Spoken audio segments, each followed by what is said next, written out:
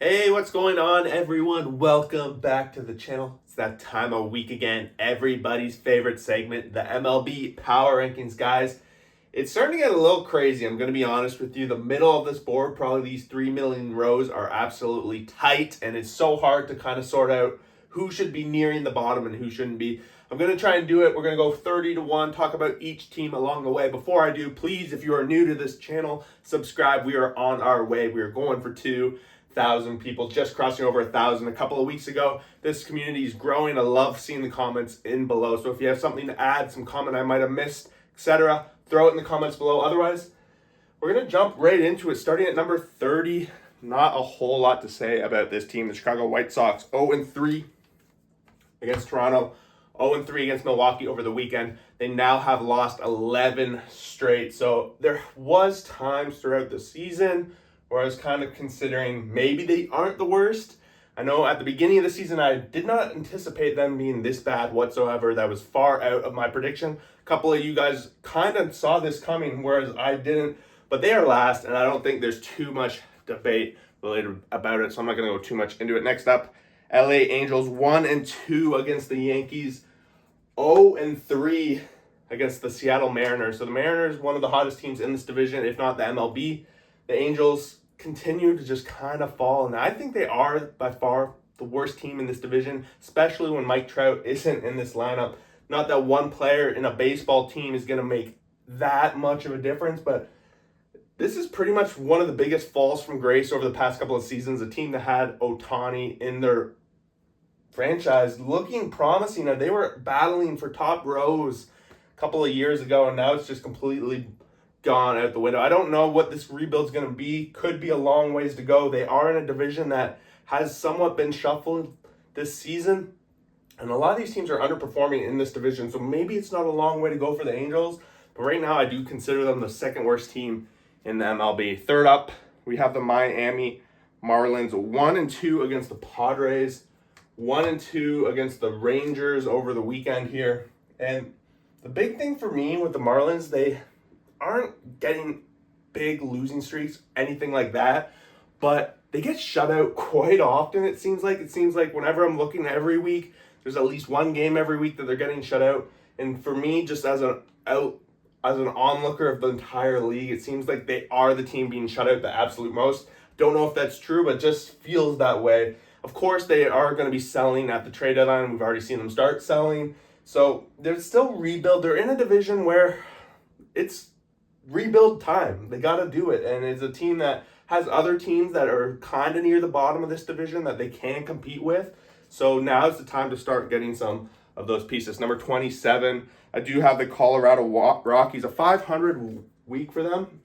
And they played two teams that were in the top row last week in the Cleveland Guardians and the LA Dodgers, having won the series against the Guardians at home. So I talk about it all the time. Rockies at least have some sort of advantage. Their home advantage might be the strongest across the MLB. Any team that comes in there is going to be at somewhat of a disadvantage as if they were playing on the road. So with that being said, the Rockies have had times where they go on little bits of winning spurts. So I do rank them a little bit higher than the rest of these teams. That being said, they by far seem to be near the bottom, especially when it comes to that National League West. I think it's pretty clear that they are the bottom. Next up, I do have that Oakland A's, 1-2 against Tampa, 1-2 against Atlanta. A struggling Atlanta team came in there and managed to steal a winning series against the A's.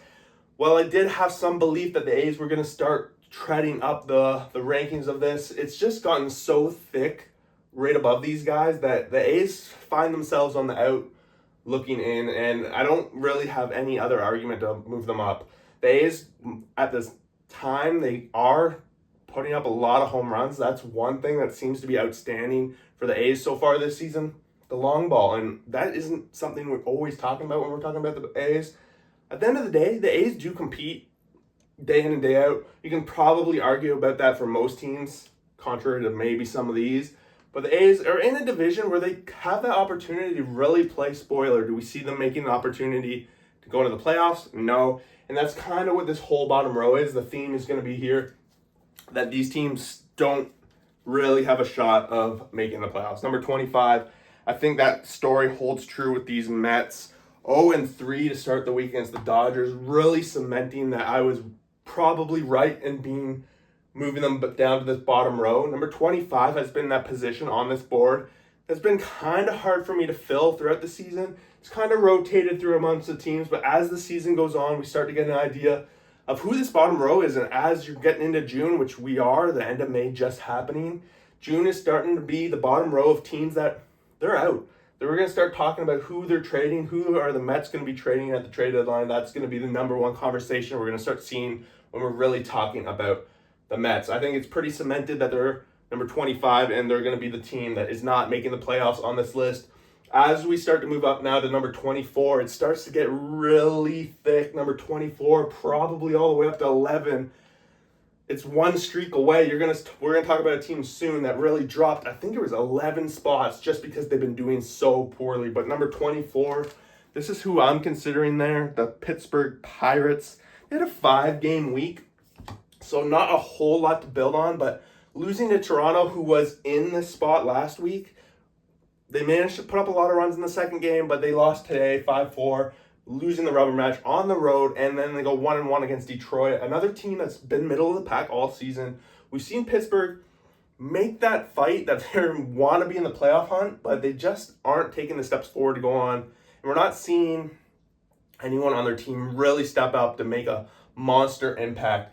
Paul Skeens has been pretty impactful so far in the games we've seen, but he's only out there 1 out of every 5 days. They need to find something else. Of course, this is the big difference. 24 and 25, we're seeing a big gap. We're 10-game win streak, you're in it. You're right back in the thick of things. And I think any of these teams we're going to talk about are very much capable of it. Number 23, I do have the same division, Cincinnati Reds. 1-2 against St. Louis and 2-1 against the Cubs. A 500 week in this division. And I'm going to talk about it now because we're going to start talking about a lot of these teams. The NL Centrals appears to be that division that is quite thick in this area. Teams that are below 500, but really all of them are capable of going on a little bit of a run. The wild card in this National League is going to be a battle, and it's going to get super heated, and we're talking about it. These teams are very much in it. Number 22, I do have the Toronto Blue Jays. They had an interesting week, the kind of week you need to have if you're going to stay in this as the Jays. They convinced me they're not as bad as number 25. I had considered to put them there, at least for a little bit last week. They never quite made it, but they rebounded this week, sweeping the White Sox, going 2-1 against the Pirates for a 5-1 week. 5-1 week, it's enough to stop the bleeding, but for me, I need to see more, and the Jays have a huge test early on in this week, a 4-game set with the Orioles. That's really going to define where they are going to be next week. Number 21, same kind of story as the Blue Jays. They went 2-1 against Oakland and 1-2 against Baltimore. So they snuck out a win today to avoid the sweep against Baltimore. Baltimore suffering some injuries. We'll get to that in a bit. But beating Oakland early, they're doing what you need to do. Similar to what the Jays are. I have these two teams right now. They're pretty much neck and neck in terms of standings, in terms of how they play against each other, with right now Tampa Bay having the slight edge. Is that going to be what it's going to be like going forward? We're going to see how these next couple of weeks kind of pan out. But these guys are fighting to see who is the worst in the American League East, which is never a good trait to have. Number 20, we have the San Francisco Giants. I just shut this game off. Top of the ninth, the Yankees had a massive comeback. 4 on top of the ninth to be able to get the full sweep against the Giants. So the Giants get swept by the Yankees over the weekend here. And they did have a good week start. 2-1 against the Philadelphia Phillies, who were last week's number 1. We'll get to them in a minute. But the Giants has been one of those guys I've talked about week in and week out. The offense just doesn't seem to get there. And now their ERA's floating around 4.5 on the season. And we saw it kind of have a meltdown today. While they, I think, are still holding that last wild card spot in the National League, I don't see that being for very long if they continue to play the way they are. It's kind of a fluke that they are in that position, in my opinion, and that's why I do have them number 20. Their division's tough. They're not going to win the division. They're not going to be in the top 2 in the division. Their only real hope is to get that last wild card spot. But you can't blow games that you should be winning like they did today, and that's just going to happen. Number 19, we have the Chicago Cubs, and I kind of previewed that one team dropped 11 spots. maybe I had them here at one point, but I do have them at number 19. They were number 10 last week. They are on one of the worst skids, I think, across the entire MLB. Did a quick look at their last 20 games, 5-14 over those games. And I think their season kind of started to turn when there's a late April game where they lost 17-0 to Boston. And ever since then, they've been one of the worst teams in the MLB. Maybe I didn't quite realize how bad it was going, kind of holding them on, thinking they could turn it around last week. But this week was kind of the final nail in the coffin for them. They went 1-3 against Milwaukee to start the week, 1-2 against Cincinnati. While I still have them ahead of Cincinnati on the board, like I said earlier when I was previewing here, this is like super tight. I think if the Cubs continue to have a losing week and Cincinnati is a winning week, it's going to be quick that they're going to swap. And for the Cubs, they've lost now their last 4 series against all their division rivals. That includes Milwaukee, that includes St. Louis, that includes Pittsburgh. They've lost them all. That's a little bit of atrocious. I am probably putting a little bit of credit into their stars that have managed to keep them afloat and have them fighting for that division lead at one point. It seems a long time ago now. Number 18, Arizona, 0-2 against Texas, and then 2-2 against the Mets over the weekend here.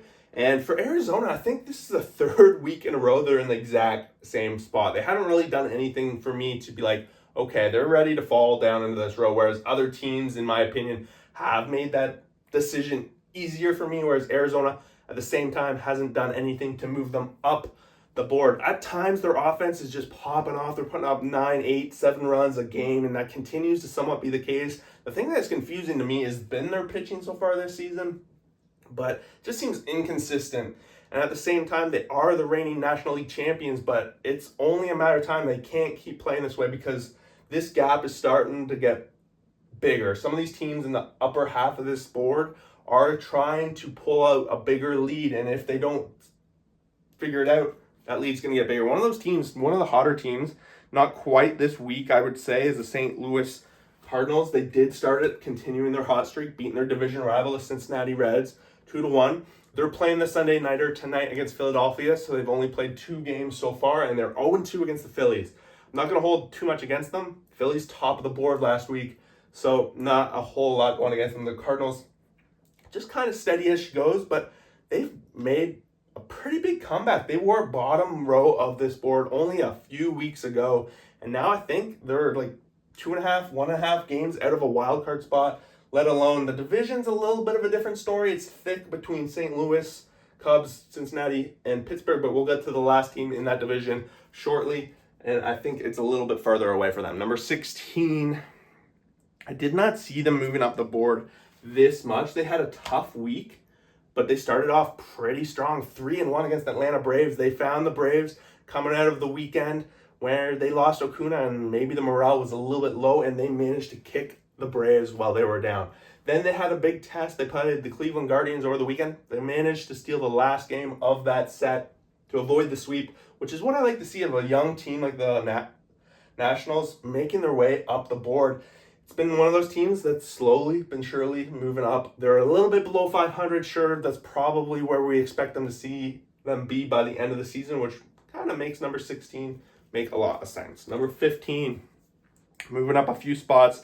Feels like they avoided disaster. 2-0 against Arizona. They had their rematch. There was only a 2-game set against the World Series runner-up. Is pretty much only 2 games. I wanted to see more, but they managed to handle the team, showed why they beat them last year in October. So that was a big thing for them. And they continued the momentum going against a low team like the Miami Marlins, winning that series 2-1, shutting them out twice over the weekend. So big signs for Texas. They're one of those teams that, for me, they're fighters. They've been fighting all season long. They've gotten low on the board. They've managed to battle back. They started high on the board, dealing with lots of injuries, never quite getting massive success going, but they've managed to stick around 500. They're sticking around in that playoff fight, and I think if they get all healthy and get all their gears going at the same time, we're going to see a team much like we saw last year. There's lots of time for Texas to sort it out. Right ahead of them, I do kind of put Houston up ahead of them, while maybe not record-wise and everything we've seen so far this season. They maybe do not deserve to be there, But if I put these two teams head to head right now, I would give the edge slightly to Houston. I got to pick a team. Right now, Houston had their momentum. They were up into the upper parts of this board, and again, against their record, they were tested this week. They played Seattle, they played Minnesota, two teams that are in the top 10, and they did not come to perform. 1-3 against Seattle, 1-2 against Minnesota. It's going to kick them back. It kind of disrupted the momentum that they were starting to have, and I was kind of looking forward to this week to kind of justify how I had been seeing Houston with my own eyes, and they fell a lot short this week, and they can beat up on these lower teams. It just seems like they're not being able to get anything going. Every time we start to see the old Houston, the Houston we're used to, they get kicked back down, and that seemed to happen this week. It might be time to understand if they can't beat teams going forward, that it's time. Then maybe the reign of Houston is finally coming to an end. I'm not ready to believe it yet. Number 13, I do have the Detroit Tigers 1-1 against Pittsburgh, 2-2 against Boston. 500 week, it's a 500 team all season long, but that's been enough to move them up a couple of spots in this thick playoff race. And a lot of it has to do with their division, honestly, and their division seems to be one of the toughest ones, and they've been competitive in it so far this season. Sure, they're struggling against three of the other teams that we're going to get to, but they're sticking around, and they're beating up on teams like the Jays, on the Rays, and the lower teams in the American League so far. And if they can do that, playing 500 baseball long enough, they're going to be in the race down to the stretch, and who knows, another 10-game win streak, and they're in the top 10. Next up, we do have Boston, 2-2 against Detroit, just talked about that, and then 1-2 against Baltimore. So not a winning week for Boston, and really Baltimore got the bats going pretty strongly against them earlier in the week, but Boston, you got to give them some credit. They've managed to wade the storm so far this season. They've at least shown themselves to be the strong number 3 contender in this American League East, and their pitching, like Tanner Hoek, has just been wild to see that he's been so consistent, and that's probably been the biggest surprise to me, is that their pitching has been what it has been. Now it's time for them to show that they can win in their division. We haven't seen them play Toronto yet. I don't know if they've played Tampa. It doesn't ring a bell off the top of my head. Maybe they have, but they have to be able to beat more teams in their division. Yankees, they haven't played them yet. They've lost pretty significantly to Baltimore so far, so that's kind of why we're going to see the big gap between them and the top dogs in the AL East. But Boston is sticking around, much like other teams. Number 11, I do have the San Diego Padres, 2-1 against Miami, 2-1 against Kansas City Royals, and it was a big winning week for the Padres to keep rolling. They're now a couple games above 500. I think I've read a thread on Reddit or something that there's like 8, 9, 10 times that this team has been 500 different times throughout the season. So if they can get above it and kind of keep it going and stick above it, I think they are capable of doing it. They have the roster. I do consider them better than the teams below them, of course, by having them as number 11. But it's time. It's time to put your pedal to the metal. We know the Dodgers have pretty much pulled away with this division, but can they themselves kind of create a gap in the wild card race? It's time for the Padres to show that they mean business. Otherwise, we're going to have other teams that start to creep up, and number 11 right now is a little bit of a gap ahead, but it's so tight in this thick things. Number 10, I do have the Kansas City Royals. I just talked about how the Padres did beat them over the weekend here, and the Royals got lucky kind of today, getting that bottom of the ninth walk-off comeback against the Padres to avoid the sweep. On top of that, they do lose the series to the Minnesota Twins. 1 game they take out of 4. So a really rough week for the Royals, but we have not seen that many rough weeks for the Royals all season long. That's why I do still have them a little bit ahead of the Padres here. In my opinion, they're in the thick playoff race, a little bit better than the Padres. They are in the division race, better than the Padres. Sure, the Padres won this matchup this time, but I think if we saw 7 games, I still do kind of lead Royals. And I got to give credit, the Royals were in the top row last week, so a little bit of a free fall here. It was a rough week because they were playing tough teams. And if we see this kind of matchup again for the Royals when they're playing another top 10 team and they just can't have it, we're starting to see the true team. They're not quite a top team, and we'll go from there. Number 9, I do have the Minnesota Twins. This team has been one of the hardest teams to sort out all season. They seem to be one of the streakiest teams all year, so I do edge them out now ahead of the Royals. 3-1, that's a big deal. 2-1 against Houston, who I did have number 11 last week. So pretty solid teams. They helped both those teams.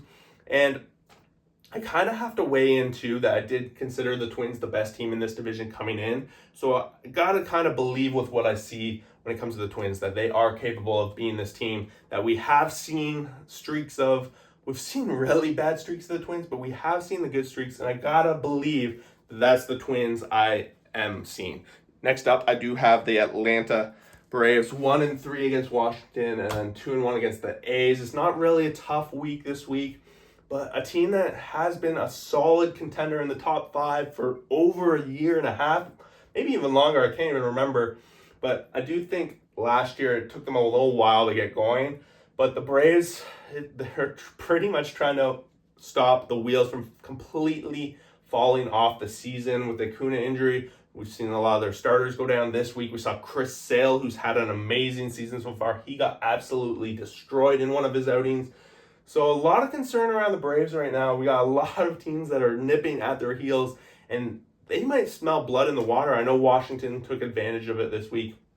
Will the other teams pounce on it? That's what I want to see over the next couple of weeks, because it might be the fall of Atlanta, and unfortunately this happens every year to one team, that injuries and whatever just pile up and they can't withhold the storm, and that's what it's starting to look like. Next up, I do have the Seattle Mariners, 3-1 against Houston, 3-0 against the Angels for a 6-1 week. The Mariners, one of the hottest teams all around the MLB. Their starting pitching has been electric. Their bats, they're getting it done. Let's just say that. So we got to be a little excited about that. In a division where it was a little bit of a struggle fest for the beginning for the most of these teams, but this is the kind of week you want to have when other teams in your division are struggling. You beat up on one of them. You beat up on the very lowly Angels, and you have a 6-1 week trying to create that gap. Mariners have pretty much demonstrated that they're ready to fight. They're flirting with this top row because number 6 do have the Guardians, who are coming off last week. They had, a 9-game winning streak or something like that. Just a 500 week this week. Losing to Colorado, talked about it earlier. Coming back, bouncing back against a Washington team who was on a high after beating Atlanta. So, little 500. They're sticking in the top row. And don't have too much else to say with them. The big test for me is this week coming up. I think it's the first series of the week. They're playing the Royals. These two teams have been on a collision course all season, so I'm really excited to see how that series plays out. And if the Guardians can go in there and really take care of business, they're going to be solidified as a top 6 team. Number 5, making a huge break this week, Milwaukee, 3-1 against the Cubs, 3-0 against the White Sox, so 6-1 against Chicago-based teams overall. And of all the things, when one team that was on their heels, the Cubs, for so long, they absolutely beat them up in that division, and then they made this gap in their division so much bigger while all these teams are like scrapping each other, going 500, trading blows. Milwaukee is starting to walk away, and they're being pretty competitive, and they've had a very good season so far. Don't know if this is the absolute peak. They might have been 4th. They might have been a little higher earlier in the season. They had a little bit of a struggle there, but they're starting to find their way, and this week I think really demonstrated that in the National League, especially in that Central Division, they are the team to beat. Number 4, I do have the LA Dodgers, same spot as last week. Not a whole lot of tests this week. They had Arizona earlier in the week and Colorado. They had the Mets earlier in the week. I was fairly certain they had the Mets. They swept the Mets because I remember watching that series really closely. And then over the weekend, they beat Colorado 2-1. So 5-1 week for the Dodgers. That's what you expect the Dodgers to do when they play teams like that. So not going to have too much of an impact on the overall board because I'm pretty sure all these teams had winning weeks, contrary to the Guardians. But the Guardians had a 9-game winning streak before going 500 this week. So all these teams in the top 7 are really hot right now. So when you're playing low teams, I expect you, if you're this high on the board, to take up some W's. That includes the Baltimore Orioles, who are number 3, beating up on 2 teams below them in the division in Boston, in Tampa Bay. Only going 2-1 in both those series, but they're wins, and you got to be a little bit happy about that. Injuries are starting to be a little bit of concern on especially in the starting pitching roles for the Baltimore Orioles here. We even saw some craziness on the sidelines with Mullins hitting Mateo in the head and taking him out of the game today. Just kind of weird there. And then was it today where they lost to the Rays? The bullpen, I've talked about this week in and week out. Find a way to blow another lead. And that is one of my major concerns and why it keeps them out from going any further and might even make them fall down this list. They got to kind of sort that out. What's going on with the bullpen? Other than that, Gunnar Henderson continues to absolutely crush. He had his 19th home run this weekend, and I believe that's tops of the majors. Number 2 on the board, I have the Philadelphia Phillies. 2-0 against St. Louis so far. They're playing the Sunday nighter tonight. Of course, always filming this before that takes place. And then earlier in the week, they went 1-2 against San Francisco. And in my opinion, that was enough to dethrone them from the number 1 spot. I talked about it a couple of weeks before this and leading up to them taking over the number 1 spot. I did have a concern that they hadn't really played a lot of teams that were above 500. Mind you, San Francisco, not above 500 anymore. They might have been at the time they were playing Philly. I don't even know if they actually were. They might have went over or been 500 after that series.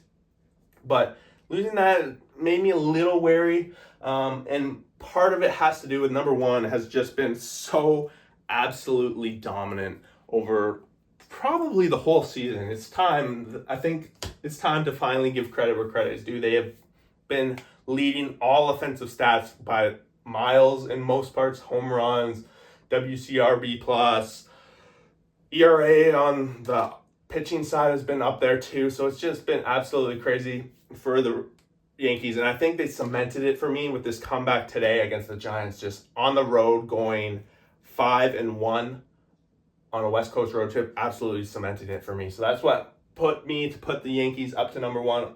On a side note, Ranger Suarez getting hurt. I don't know what that came out to be yet. A little interested how that goes with the Phillies, but I think the Yankees being number 1 for the first time. I don't know if it's the first time ever on these power rankings, but it's been a long time. It's the first time this season for sure. They're now the 5th team this season to be number 1 on this board, which I think is a record. What team could potentially be the 6th team to be number 1 on this board? Let me know what you guys think. If I had to gamble and take a bet, I would probably bet Guardians or Mariners. That was where I'd probably lead. But they'd have to be playing absolutely lights out. Let me know what you guys think. What would you change on this board? Where am I completely out to lunch? And what do you agree with, disagree with in the comments below? Otherwise, we will see you for that next video. Thanks for watching. Peace out.